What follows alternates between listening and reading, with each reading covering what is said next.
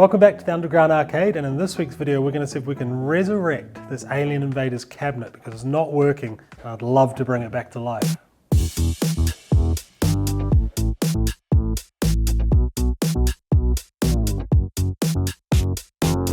So if you're new here, my name is Bronson and I'm on a quest to build an arcade in this big shed I'm sitting in. And if you watched last week's video, you would have seen that I kick-started that quest by going and picking up a trailer load of old arcade machines. Some projects that need finishing, and a couple of machines like this one that just aren't working. So I picked this one up from Tauranga, about a 2-hour drive from where I am in Taupo here. I picked it up from our Baptist church. They had it in the corner of the youth room for the kids to play in Sunday school. And apparently it sort of stopped working. It's been a bit hit and miss, and now it doesn't turn on at all. So we're going to see in today's video if we can resurrect it. And this is probably going to be a little bit of a theme here on the channel, or a little sort of video idea we do often, where we try and buy unworking machines that are in nice condition like this and get them up and running, because it is a cost-effective way of having some nice old cabinets like this one, in my arcade without spending a whole lot of money. So yeah, that's the plan today. We're going to power it up. I've not actually powered it up yet. I'm waiting to do that on camera with you guys, but we're going to plug it in, see what is wrong with it, and then I guess we're going to take it apart and try and fix it. So you may be wondering, what the heck is Alien Invaders? And you've probably all heard of Space Invaders, right? The famous game came out in 1978, but you've probably not heard of Alien Invaders. There isn't much on Google about Alien Invaders, but basically there's a company called Forbes that just copied Space Invaders. They created a bootleg, a clone of Space Invaders, 2 years after Space Invaders came out. So this cabinet came out in 1980, and they basically just copied the game, and they just changed it from Space Invaders to Alien Invaders. So I don't think it did as well, because there's not many examples I can find of this cabinet on Google. But it did actually have a really cool sales tagline. I'll read it off my phone here for you. The sort of pitch, I guess, back in 1980, it said, 70 Space Invaders are fast on their way towards your city, and you can be sure they're not just dropping in for afternoon tea. You have just 5 minutes of accelerated computer time to blast the nasties and save your city from certain destruction. Really cool tagline. Imagine reading that in the 80s when you were a kid. You have 5 minutes of accelerated computer time. So yeah, I think this will be a neat little machine to have in my collection. We're going to power it up in a sec, see if we can get it going.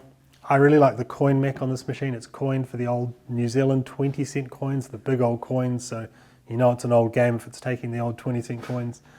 The cabinet itself is pretty tidy for its age. The sides are pretty immaculate. The screen, CRT monitor, does look like it has some burning around the edges. A couple of sticky buttons and a bit of wear and tear on the front of this machine, so a bit of paint missing off the control panel, which we could probably sandblast that all back and repaint that. And the wood on the front's a bit scuffed. No key for the coin box down the bottom, but that does seem to be quite common with old machines, so we might replace that. But the first thing we're going to do is plug it into some power, and we're going to see what it does. The person I bought this off said it stopped working. Then they had they had a tinker around in the back of it. They got it going again, and then it stopped working, and they just decided it was too much work. So I'm hoping the CRT monitor's not blown. I'm hoping the power supply's not blown. I'm hoping maybe it's just got a loose wire or something needs tweaking or adjusting. But we'll plug it into power and we'll see what happens, eh? All right, here goes nothing. So switch the extension cord on and then just press the test button. Test. Oh no, the top button. Oh, I heard something. I heard something come out of the speaker. I thought that was a bird. It sounded like a bird. Ready? You can hear it clicking, eh? Okay, no power to the screen. Let's take the back off. So the fun begins, and obviously we've got to be a bit careful when we're in the back of this. And if you're not confident with this sort of thing, I should say right now, then don't do what I'm doing, maybe. There are bits we have to be very careful of in here. Like obviously we don't want to damage the neck board here on the back of the CRT tube. The flyback transformer up here, this is for powering the CRT, this power supply here. That's a high voltage transformer. We don't really want to touch that if we can avoid it and hurt ourselves. But as you can see here, we've got the power supply down the bottom here, and we have the PCB here. So the actual game itself is on that board. You see the big wire harness running up to the controllers up there. We do have some fuses here, both for the actual power going into it, and there's another power supply down the bottom here with a 2 amp and a 3 amp fuse, so that'll be a good spot to start, I think. Check all the connectors, check the fuses, and stand back and power it up and just see what's got lights and what doesn't. So we'll start by checking the fuses, I think.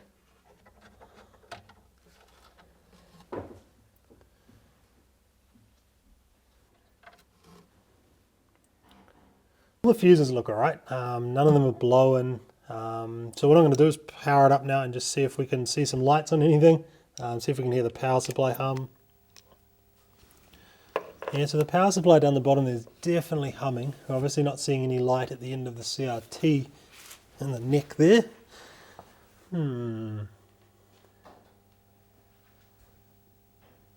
It's been a few weeks actually since those last clips you saw. I had to put the troubleshooting on hold and I came back to it today.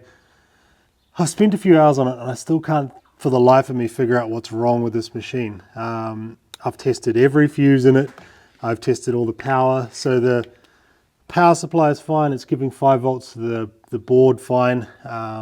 It is the transformer up here, the high voltage transformer for the screen is giving power, the correct amount of power. That power is getting to the board. All the fuses are fine. I've been through and tightened up connections. I've checked all the pins on all the various plugs. I've tried isolating different sides of the controls in case there's a button that's stuck or something that's causing it. I can't figure it out. I'm wondering if I might have a cooked game board, which is a little bit sad. I was thinking maybe if the screen was dead, but the game board was working, in theory I should hear some sound still, right? So when I power the machine on, I do hear the speaker getting power, like I hear it crackle on.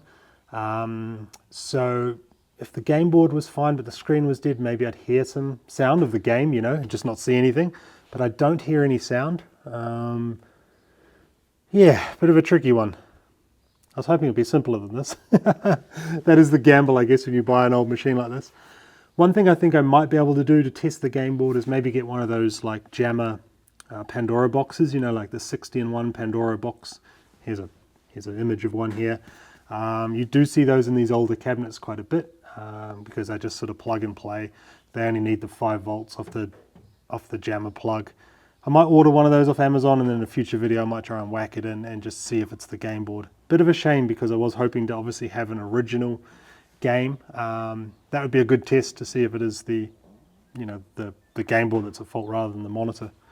So yeah, a bit of a dud video, isn't it? Because the video would have been great if I said, look, I bought this broken machine and now it works, I'm amazing. But I guess that's just how these things go sometimes. And obviously over time, as we build this arcade out, I'm hopefully going to get better at troubleshooting this sort of thing.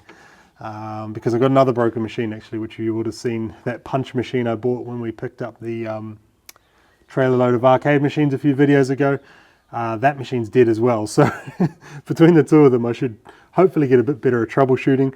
Yeah, what do you reckon? I mean, maybe someone out there knows what's going on. I guess it's a bit hard to troubleshoot over the internet, but if you've got any ideas, please leave them in the comments. I'd love to have this machine going. I think, like I harped on about at the start of this video, I love this style of cabinet, and it's in very tidy condition, so it would be nice to have it going, but hopefully one day. Well, thank you so much for watching. I've got a heap of other videos coming up. I've got a whole bunch planned for the channel, other machines I want to buy. Obviously want to build an actual arcade in here one day rather than just sitting on my shed floor working on machines like this. So yeah, if that sort of thing interests you, come along on the adventure. And yeah, I'll see you in the next video.